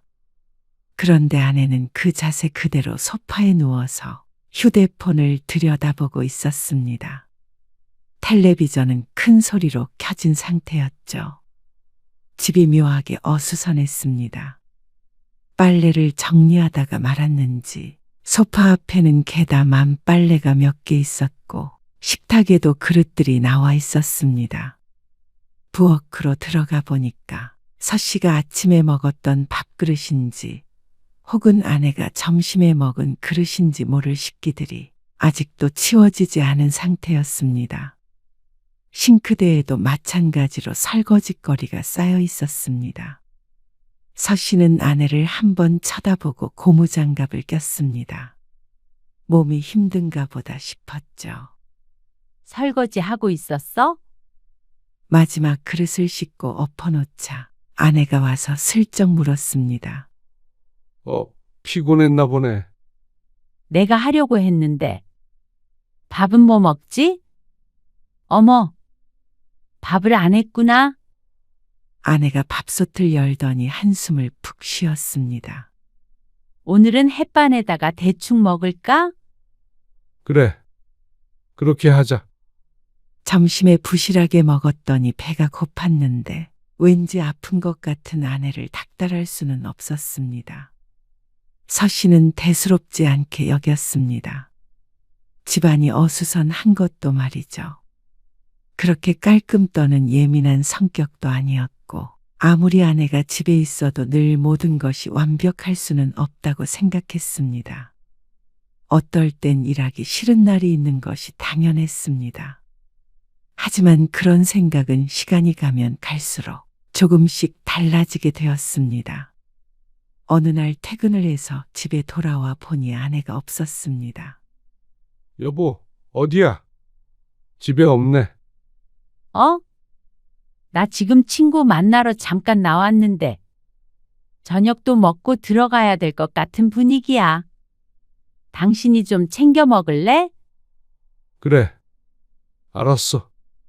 전화를 끊고 나서 보니까 부엌이 엉망이었습니다. 식탁에 말라붙은 음식물 자국이 있었고 반찬통까지 나와 있었습니다. 싱크대 안엔 냄비와 그릇들이 쌓여 있었고 음식물 쓰레기가 담긴 봉투도 2개나 있었죠. 아이고, 이게 뭐야? 아침에도 봤는데 이따가 버리겠다고 그러더니 그냥 두고 외출한 모양이었습니다. 유난히 고된 하루를 보낸 서 씨는 자신도 모르게 한숨이 나왔습니다. 지난주에도 한가득 쌓이기 시작한 음식물 쓰레기를 서 씨가 버리러 다녀왔는데 아내는 이번에도 이렇게 쌓아놓을 작정인 모양이었습니다. 외출을 하려면 분리수거장 앞을 지나가야 하는데 나가면서 버리면 될 걸 뭐가 그리 바빴는지 몰랐습니다. 다용도실 문을 열어보니까 버리지 않은 재활용 쓰레기도 많이 보였습니다. 결국 옷을 갈아입고 서 씨가 여러 번 왔다 갔다 해서 쓰레기를 버리고 왔습니다. 그러자 다른 것들도 하나 둘 눈에 들어왔습니다. 청소기를 안 돌렸는지 바닥엔 머리카락들이 많이 보였고 씻으려고 보니까 욕실에 수건이 하나밖에 안 남아 있었습니다. 맞벌이 하던 시절보다도 더한 집 상태에 잠깐 화도 났습니다. 설거지까지 하고 나니까 녹초가 되었습니다. 밥도 아직 못 먹었는데 딱히 먹을 생각도 들지 않았습니다. 그때 현관문 열리는 소리가 들리며 아내가 들어왔습니다. 밥 먹었어? 아니, 어? 뭐야? 집 청소했어? 내가 갔다 와서 하려고 했는데 왜 그랬어? 아내가 웃으면서 말했습니다. 하지만 서씨는 따라서 웃기가 힘들었습니다. 이번이 처음이었다면 당연히 별일 아니게 넘어갈 수 있었지만 점점 아내가 집을 방치하는 것이 느껴졌죠. 당신 오전에라도 좀 치우고 나가지 그랬어. 적어도 쓰레기는 버리지. 그러자 아내가 인상을 찌푸렸습니다. 정신없이 나가서 그럴 시간이 없었어. 내가 한다니까 왜 자기가 마음대로 해놓고 화를 내? 아니, 화내는 게 아니라. 이제 이건 내 일이잖아. 내가 당신 회사 일 가지고 잔소리해? 그것과는 엄연히 다른 일이었지만 말을 보탰다가는 다투게 될 것 같아서 서씨가 입을 다무는 쪽을 택했습니다. 아내는 삐졌는지 말없이 안방으로 들어갔습니다. 그리고 서씨가 라면을 끓여 먹는 동안에도 나와보지 않았습니다. 가슴이 답답해 입맛이 없어서 반 정도 먹다 남겼습니다. 설거지까지 하고 들어가니까 아내가 안 자고 눈을 멀뚱멀뚱 뜨고 있었습니다. 여보, 미안. 앞으로 내가 다 잘할 테니까 당신은 집안일 신경 쓰지 마. 그래도 아내의 사과의 마음이 녹는 듯 했습니다. 하지만 그 뒤로도 달라진 것은 없었습니다. 여보, 안 일어날 거야? 나 조금만 더 잘게. 졸려 죽겠다. 어디 아픈 건 아니고? 아니, 어제 4시까지 드라마 봤어. 먼저 들어가 자라고 그러더니 새벽까지 텔레비전을 봤다는 아내. 서씨는 작게 혀를 차고 몸을 일으켰습니다. 아침을 차려주지 않으니 냉장고에 있던 포도주스 하나를 따서 마셨습니다. 차려서 먹을 시간은 없어서 얼른 씻고 집 밖을 나서는데 배웅하는 사람은 없었습니다. 점심이 지날 때까지 아내에게서 따로 메시지가 오지는 않았습니다. 그리고 퇴근해서 집에 왔을 때 아내는 소파에 누워서 텔레비전을 보고 있었습니다. 새벽까지 봤다는 그 드라마인지 다른 것인지는 모르겠지만 퇴근한 서씨에게 왔느냐는 한마디만 하고는 다시 시선을 돌렸습니다. 밥은? 냉장고에서 꺼내서 먹어? 반찬 뭐 했는데? 어제 먹었던 거? 국 데워 먹을 거면 냄비 꺼내서 데우고. 아내는 서씨 쪽은 쳐다보지도 않고 대꾸했습니다. 같이 안 먹어? 나는 아까 늦잠 자서 점심을 늦게 먹어서 배가 안 고프네. 먹고 나서 설거지 좀 해줘. 서씨가 씻고 나오니까 이번에는 아내가 누워서 휴대폰을 보고 있었습니다. 소파와 한 몸이 된 듯 보였습니다. 주말에도 똑같았습니다. 아내는 하루 대부분 소파에 누워 있는 것 같았습니다. 외출할 때를 제외하고는 말이죠. 내조하겠다던 아내의 말이 떠올랐습니다. 이런 게 직장까지 그만두고 하고 싶었던 일인지 서씨는 이해하지 못했습니다. 그래서 아내를 앉혀놓고 진지하게 얘기해 본 적도 있었습니다. 그냥 시간이 많다고 생각하니까 자꾸만 미루게 되네. 나도 일어나야지 하는데도 자꾸 게을러져? 걱정 마. 너무 오랜만에 쉬어서 그런 거니까. 그런데 그게 한 달이 되고 두 달이 되고 집은 엉망이 되었습니다. 아내는 집안일에는 손을 뗀 것처럼 보였습니다. 너무 심각해지면 서씨가 나서서 했는데 그러다 보니까 아내는 더욱 할 일을 안 하게 되었습니다. 당신 너무한 거 아니야? 집에서 종일 뭐 하는 거야? 시간 많잖아. 천천히 하나씩 하면은 힘도 안 들 텐데 왜 집을 이렇게 두는 거야?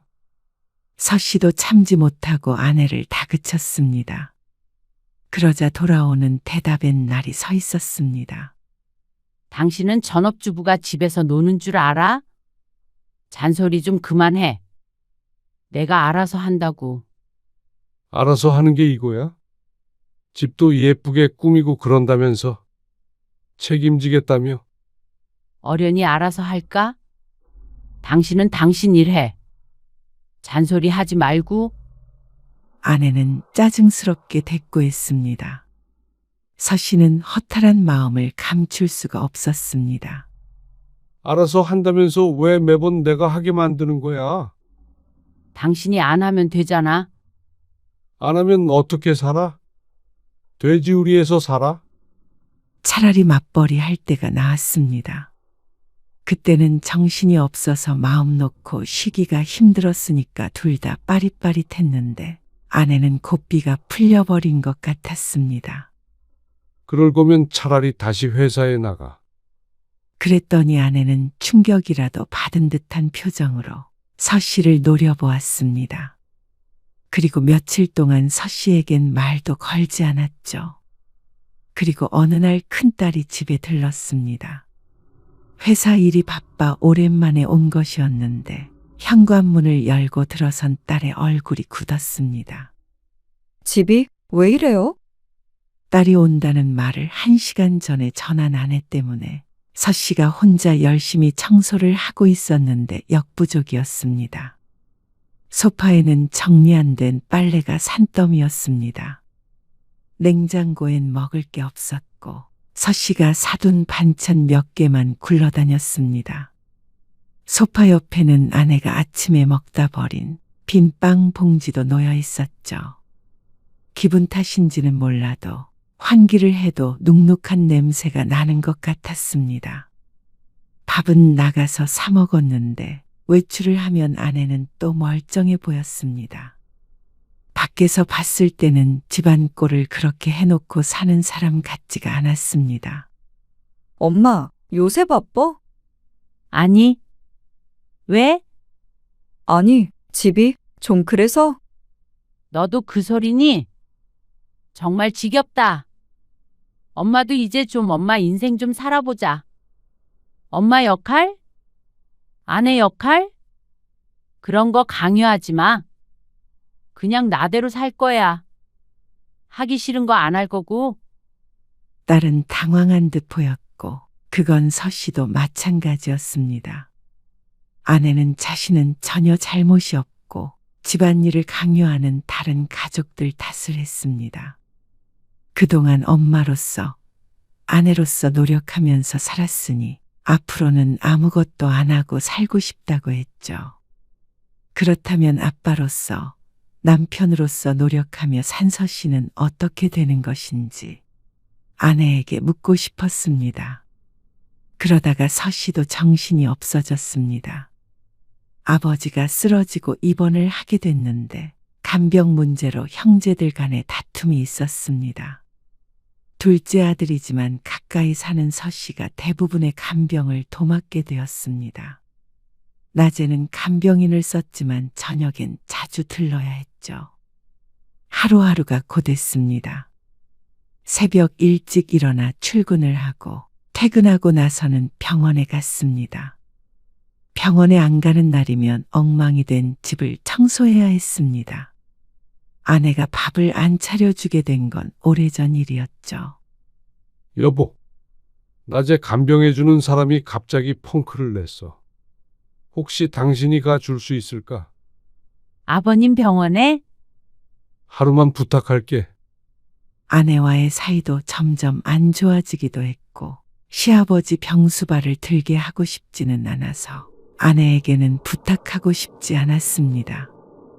하지만 아무리 생각해 보아도 낮 시간에 한가한 사람이 아내밖에 없었습니다. 그런데 아내는 남편의 상황 같은 것은 아무래도 상관이 없는 것 같았습니다. 나 그런 거 자신 없어. 뭐, 병원 가서 뭘 어떻게 하라고. 하루만 좀 가서 봐드리면 안 돼. 서 씨는 지쳤습니다. 한숨을 쉬면서 말하자 아내가 도리어 기분 나쁜 듯 말을 했습니다. 그렇게 힘들면 간병인을 한 명 더 써. 뭐하러 당신이 왔다 갔다 해? 간병인은 공짜로 쓸 수 있는 것인 줄 아는 모양이었습니다. 아내의 말에 헛웃음을 지었습니다. 간병인 쓰는 비용은? 형제들끼리 분담하는 거 아니야? 다들 고만고만 사는데 간병인을 2명이나 쓰는 건 누구에게든 부담이었습니다. 서 씨에게도 말이죠. 그래서 당신은 안 된다는 거야? 왜 나한테 시키냐고. 당신은 진짜 내가 노는 줄 알아. 궁시렁거리는 아내에게 정이 떨어지는 기분이었습니다. 간병을 도맡아서 하라고 한 것도 아니고 하루만 부탁한다는데 어떻게 단번에 싫다고 할 수 있는 것인지. 그래. 알았어. 서 씨는 아내에게 희망을 갖지 않기로 했습니다. 종일 집에서 누워서 드라마 보고 휴대폰만 들여다보고 있는 아내. 더는 인간적인 대화도 나누기가 힘들었습니다. 그러다가 서 씨의 아버지는 2달 만에 퇴원을 했습니다. 그리고 몇 개월 안 지나서 장모님에게도 일이 생겼죠. 여보, 엄마 응급실에 갔대. 뭐, 아침에 서 씨를 깨우며 아내가 하는 소리에 서 씨가 놀라서 벌떡 일어났습니다. 침대에서 떨어졌는데 어디가 골절됐다나 봐. 같이 좀 가줘. 서 씨는 회사를 하루 쉬게 되었습니다. 병원에 가서 장모님을 입원시키고 왔다 갔다 하다 보니까 하루가 다 갔습니다. 급한 문제가 일단락되니까 서 씨도 아내에 대한 반발심이 들었습니다. 서 씨의 아버지가 입원했을 땐 그렇게 병원에 가기 싫다고 하더니 친정 문제가 되자 곧바로 서 씨를 찾는 게 참 이기적이었죠. 마음 같아서는 너도 네가 알아서 해라 하고 싶었지만 차마 그럴 수가 없었습니다. 인간적으로 말이죠. 그러던 어느 날이었습니다. 서 씨는 우편함을 비우다가 안쪽에 밀려나 있던 봉투를 발견했습니다. 은행에서 온 것이었습니다. 아내의 앞으로 온 것이었죠. 봉투를 열어보니 연체 안내문이었습니다. 대출금 연체? 서 씨는 눈을 의심했습니다. 웬 대출인가 싶어서 아연실색했습니다. 서류를 자세히 읽어보니 아내가 돈을 빌리고 안 갚은 듯 했습니다. 이게 뭐야? 서 씨는 서류를 들고 안방으로 들어갔습니다. 마침 아내는 동창 모임에 나가 외출 중이었죠. 서 씨는 아내가 올 때까지 기다렸습니다. 손에 그건 뭐야? 아, 뭐 좀 샀어? 화장품? 생활비 부족하다고 그랬었잖아. 아끼고 아껴서 산 거야. 아내는 대수롭지 않게 대답했습니다. 서 씨가 그 앞에 우편물을 펼쳐 보였습니다. 그러자 아내는 당황하며 종이를 낚아챘습니다. 이걸 왜 봐? 이게 뭐야? 무슨 대출? 좀 빌렸어? 카드값이 좀 밀려서. 일단 막으려고. 카드값이 왜 밀려? 얼마나 썼길래? 아내는 대답하지 않았습니다. 당신 이게 다야? 얼마 빌린 건데? 아내는 아니라고 잡아댔습니다. 그러면 카드 내역이랑 생활비 통장이랑 다 보여줘. 왜 그런 것까지 당신이 참견해? 한 달에 일정하게 드는 생활비는 전부 아내가 관리를 했고 저축하는 돈은 서 씨가 관리하곤 했습니다. 그런데 늘 같은 규모로 소비하던 서 씨 부부였습니다. 그리고 서 씨에게 알리지 않기 위해서 몰래 대출을 받다니요. 이건 도저히 있을 수가 없는 일이었습니다.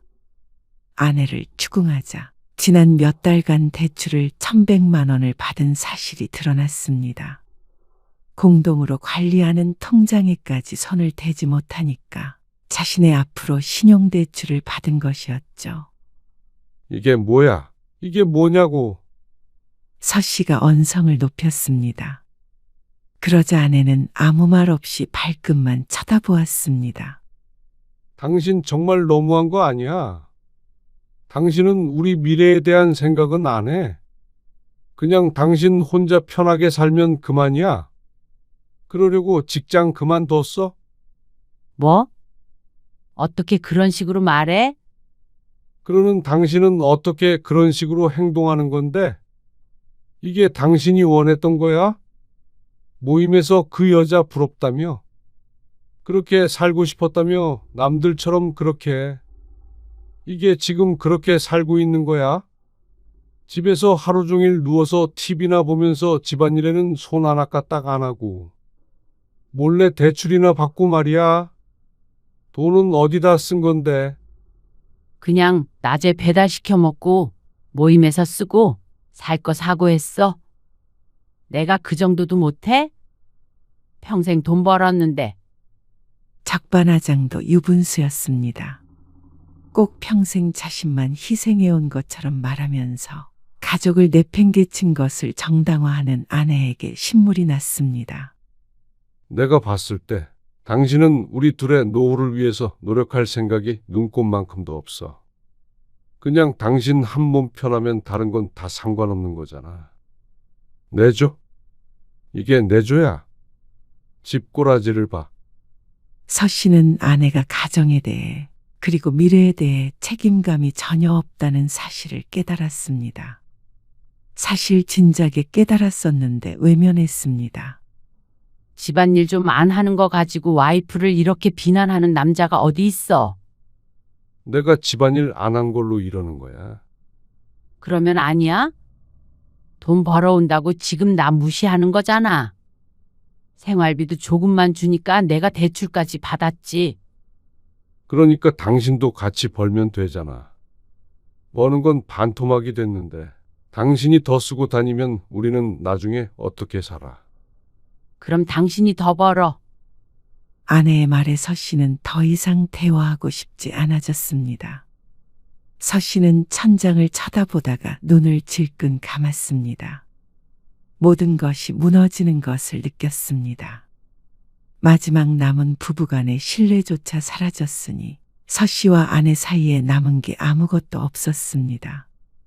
그리고 며칠 뒤 어느 저녁, 서 씨는 퇴근 후에 집에 돌아가지 않고 한강변을 걸었습니다. 바람이 차갑게 불었지만 그 차가움이 오히려 정신을 맑게 해주었습니다. 아내가 직장을 그만둔 지 1년이 조금 더 흘렀을 뿐이었습니다. 그 시간을 돌아보았습니다. 결혼 생활 중에 위기는 많았습니다. 자식 문제로 다투기도 했고 경제적인 문제로 힘들었던 적도 있었습니다. 물론 회사 생활이 괴로웠던 적은 수도 없이 많았고 말이죠. 그런데 이렇게 삶이 지친다는 생각은 해본 적이 없었습니다. 몸도 마음도 한계에 달해 있었습니다. 아내는 관심도 없었지만 최근 건강검진에서 혈압도 높게 나왔습니다. 스트레스 때문이 아닐까 싶었습니다. 서 씨는 강물을 바라보며 생각했습니다. 이대로 계속할 수 있을까? 이대로 10년, 20년을 더 살 수 있을까? 답은 아니오였습니다. 집에 돌아온 것은 밤 10시가 넘어서였습니다. 아내는 서 씨와 더 이상 대화하지 않았습니다. 여전히 소파에 누워 휴대폰을 보고 있었습니다. 집안은 그대로였습니다. 서 씨는 외투를 벗지 않은 채 아내의 앞에 섰습니다. 혜수가. 아내가 고개를 들었습니다. 텔레비전 소리가 거실에 울렸습니다. 밥 당신이 차려 먹어? 우리 이혼하자. 서 씨는 본인이 내뱉은 말에 시간이 멈춘 것 같았습니다. 텔레비전에서는 여전히 왁자지껄한 소리가 흘러나왔지만 두 사람 사이에는 무거운 침묵이 내려앉았습니다. 아내는 천천히 몸을 일으켜 앉았습니다. 뭐라고? 이혼하자고. 서 씨의 목소리는 담담했습니다. 분노도 슬픔도 담겨 있지 않았고 조금 지친 듯 했습니다. 갑자기 왜 이래? 당신이 잘 알잖아. 그건 그렇다고 이혼을 해? 당신은 그냥 당신 혼자 돈 버는데 나만 집에서 편히 있는 것 같아서 화가 나는 거 아니야? 서 씨는 한숨을 쉬었습니다. 정말로 그렇게 생각한다면 할 말 없어. 내가 당신이랑 이혼을 왜 해? 직장 그만두고 말년에 돈도 못 벌고 살라는 말이야? 그럼 나만 손해잖아. 재산 분할 절반으로 해. 나는 내조 필요 없으니까 당신도 당신이 벌어서 살던지 해. 애들 다 크고 할 거는 청소 빨래밖에 없는데 무슨 내조야. 뭐? 당신 계속 이렇게 살고 싶으면 살아. 나는 노후 준비 열심히 해야 해서 당신이랑 이렇게는 못 살겠으니까. 아내는 큰 충격에 빠졌습니다. 그렇지만 서 씨가 진심으로 한 말은 아닐 거라고 믿는 것 같았습니다. 애들 결혼도 안 했는데 무슨 이혼이야? 내가 집안일 하면 될 거 아니야? 그러면 되지? 집안일? 매일 혼자 30분씩만 하면 돼. 당신이 해줄 거 없어. 그리고 난 이사 나갈 거야. 여보, 당신도 다른 삶을 원했잖아. 이혼하고 나서 자유롭게 살던지 말던지. 당신은 당신 인생 살아. 나는 이혼 안 해줘. 누구 좋으라고 해? 어떻게 딱 일 그만두자마자 헤어지자고 그래? 양심이 있어? 서 씨는 대답하지 않았습니다. 아내가 원하지 않는다고 하더라도 서 씨가 마음먹은 이상 이혼을 할 수밖에 없었습니다. 이혼 소송을 하게 되면 이혼해야 할 이유가 차고 넘쳤으니 말이죠. 서 씨는 주말이 되어 짐을 쌌습니다. 회사 근처의 오피스텔을 알아봐둔 참이었습니다. 여보, 내가 다시 직장 알아볼게. 아내의 말에도 서 씨는 묵묵히 짐을 쌌습니다. 다시 돈 벌면 되잖아. 그럼 예전처럼 살 수 있잖아. 내가 몰라. 집에서 편하게 있다 보니까 잠깐 이상해진 것 같아. 당신이 다 해주니까 아무것도 안 하게 됐나 봐. 한 달 전에만 이렇게 말해줬어도 서 씨는 이혼을 결심하지 않았을 것 같았습니다. 하지만 이제 더는 이 관계를 이어갈 자신이 없었습니다. 아내의 밑바닥까지 봐버린 기분이었습니다. 비단 직장을 그만두었기 때문에 생긴 일은 아닐 것이었습니다. 아내는 이런 사람이었고 다만 이렇게 살 기회가 없었던 것뿐이었겠죠. 그러니까 언제든 다시 이런 문제로 갈등이 있을 수 있었습니다. 아버지 병원 일, 대출 문제 등 아내의 말 한마디에 이혼을 번복하기에는 너무 멀리 와버린 것 같았습니다. 서 씨는 말리는 아내를 외면하고 짐을 싸서 나왔습니다. 그리고 이혼장을 보냈죠. 며칠 수 서 씨는 두 딸에게 상황을 알렸습니다. 카페에서 만난 딸들은 서 씨의 말을 듣고 한동안 말이 없었습니다. 물론 저희는 엄마 아빠가 이혼을 안 했으면 좋겠지만 아빠가 그렇게 하고 싶으시다면 말릴 수는 없죠. 미안하다. 자식들이 원망하지 않는 것만으로도 다행이라고 생각했습니다. 엄마도 엄마 노릇, 아내 노릇 그만하고 살고 싶다고 했으니까 아빠도 그렇게 하세요. 그리고 올 해봄 서 씨는 아내와 이혼했습니다. 다시 시작해. 절대 그런 일 없어. 아내는 여러 차례 사과를 했었지만 정말로 변화한 적은 없었습니다. 이제는 서 씨에게 그 정도의 믿음도 남아있지 않았습니다. 이미 끝났어. 잘 지내. 서 씨는 15평 남짓한 오피스텔에 살았습니다. 아담하지만 있을 건 다 있었고 동선이 짧아서 좋았습니다. 혼자 살기에는 딱 좋은 것 같았습니다. 그리고 이혼한 지 반년이 넘은 지금 서 씨의 삶엔 많은 변화가 일어났습니다.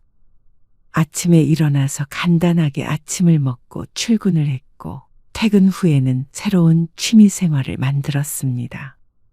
아내가 있으니 당연히 퇴근하면 곧장 집으로 오는 게 일상이었는데 그게 가장 큰 변화였죠. 최근에는 달리기를 시작했습니다.